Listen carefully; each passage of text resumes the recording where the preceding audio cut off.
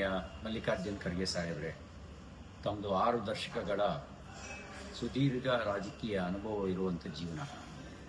ಆದರೆ ಇತ್ತೀಚಿನ ದಿನಗಳಲ್ಲಿ ತಮ್ಮ ಹೇಳಿಕೆ ತಮ್ಮ ರಾಜಕೀಯ ಅನುಭವಕ್ಕೆ ತಕ್ಕದಾಗಿರ್ತಕ್ಕಂಥ ಹೇಳಿಕೆ ಅಲ್ಲ. ನಿಮ್ಮ ಹೇಳಿಕೆ ಮಾನಸಿಕ ಅಸ್ವಸ್ಥರ ಹೇಳಿಕೆಯ ರೀತಿಯಲ್ಲೇ ಹೇಳಿಕೆ ಕೊಡ್ತಾ ಇದ್ದೀರಿ. ನಿಮ್ಮ ಪಕ್ಷ ಮೊಹಬ್ಬತ್ ಕಾ ದುಕಾನ್ನ ಮಾತನಾಡ್ತಿತ್ತು, ಆದರೆ ನೀವು ಮಾರ್ಕೆಟಿಂಗ್ ಮಾಡ್ತಾ ಇರೋದು ನಫರತ್ ಕಾ ದುಕಾನ್ನ ಸರಕುಗಳನ್ನೇ ಮಾರ್ಕೆಟ್ ಮಾಡ್ತಾ ಇದ್ದೀರಿ. ಗುಜರಾತ್ನ ಜನರನ್ನ ಅನಕ್ಷರಸ್ಥರು ಅಂತ ಹೇಳಿದ್ರಿ. ಪ್ರಧಾನಮಂತ್ರಿ ನರೇಂದ್ರ ಮೋದಿ ಅವರನ್ನ ಭಯೋತ್ಪಾದಕ ಅಂತ ಕರೆದಿದ್ದೀರಿ.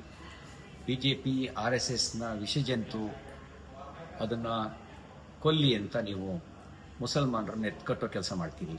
ಇದೆಲ್ಲ ನೋಡಿದಾಗ ನೀವು ಮೆಂಟಲ್ ಹಾಸ್ಪಿಟಲ್ ಪೇಷಂಟ್ ರೀತಿಯಲ್ಲಿ ವರ್ತನೆ ಮಾಡ್ತಾ ಇದ್ದೀರಿ ಅಂತ ಹೇಳಿ ಬಹುತೇಕ ಜನ ಭಾವಿಸಿದ್ದಾರೆ.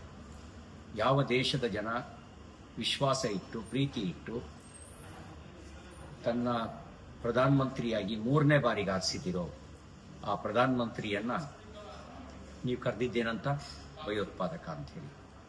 ನಿಜವಾದ ಭಯೋತ್ಪಾದಕರನ್ನ ನಿಮ್ಮ ಪಾರ್ಟಿಯ ಮುಖಂಡರುಗಳು they are all our brothers ಅಂತ ಕರೀತಾರೆ. ಭಯೋತ್ಪಾದನೆ ನಡೆದ ಸಂದರ್ಭಗಳಲ್ಲಿ ಭಯೋತ್ಪಾದಕರ ಬಗ್ಗೆ ಸಿಂಪತಿ ಬರುವ ರೀತಿಯಲ್ಲಿ ಭಯೋತ್ಪಾದನೆಯೇ ಒಂದು ಸಣ್ಣ ಸಂಗತಿ ಅನ್ನೋ ರೀತಿಯಲ್ಲಿ ನಿಮ್ಮ ಪಕ್ಷದ ಮುಖಂಡರುಗಳು ಹೇಳಿಕೆ ಕೊಡ್ತಾರೆ. ಒಬ್ಬ ದೇಶಭಕ್ತ ಪ್ರಧಾನಮಂತ್ರಿಯನ್ನ, ದೇಶದ ಗೌರವವನ್ನ ಜಗತ್ತಿನ ಉದ್ದಗಲಕ್ಕೆ ಹೆಚ್ಚಿಸ್ತಕ್ಕಂಥ ಪ್ರಾಮಾಣಿಕ ಪ್ರಯತ್ನ ಮಾಡ್ತಕ್ಕಂಥ ಒಬ್ಬ ಕಾಯಕ ಯೋಗಿಯನ್ನ, ದೇಶದ ಜನ ವಿಶ್ವಾಸ ಇಟ್ಟಿರ್ತಕ್ಕಂಥ ಪ್ರೀತಿಯ ನಾಯಕನನ್ನ ನೀವು ಭಯೋತ್ಪಾದಕ ಅಂತ ಕರಿತೀರಿ. ಇದನ್ನು ನೋಡಿದಾಗ ಬಹಳ ಸ್ಪಷ್ಟ ಆಗುತ್ತೆ ನಿಮಗೆ ಮಾನಸಿಕ ದೌರ್ಬಲ್ಯಗಳ ಒಂದು ಸುಳಿಗೆ ನೀವು ಸಿಗಾಕೊಂಡಿದ್ದೀರಿ, ಅಥವಾ ನಿಮ್ಮ ಪಕ್ಷವನ್ನ ಗೆಲ್ಲಿಸಲಾರದಂಥ ಅಸಹಾಯಕತೆ ನಿಮಗೆ ಕಾಡ್ತಾ ಇದೆ. ಆ ಕಾರಣದಿಂದ ನೀವು ದ್ವೇಷವನ್ನು ಕಾಡ್ತಾ ಇದ್ದೀರಿ. ನಿಮ್ಮ ಹೇಳಿಕೆ ಸಮರ್ಥನೀಯ ಅಲ್ಲ. ನಾವೆಲ್ಲ ಅನ್ಕೊಂಡಿದ್ವಿ ಕರ್ನಾಟಕದ ಕೆಲವೇ ಜನ ಉನ್ನತ ಸ್ಥಾನವನ್ನು ಮುಟ್ಟಿರೋರು, ಅದರಲ್ಲಿ ನೀವು ಕೂಡ ಒಬ್ಬರು. ಇದರಿಂದ ನಿಮ್ಮ ಒಂದು ಚಟುವಟಿಕೆ ಕನ್ನಡಿಗರಿಗೆ, ಕರ್ನಾಟಕಕ್ಕೆ ಗೌರವ ತಂದುಕೊಡುತ್ತೆ ಅಂತ ಭಾವಿಸಿದ್ವಿ.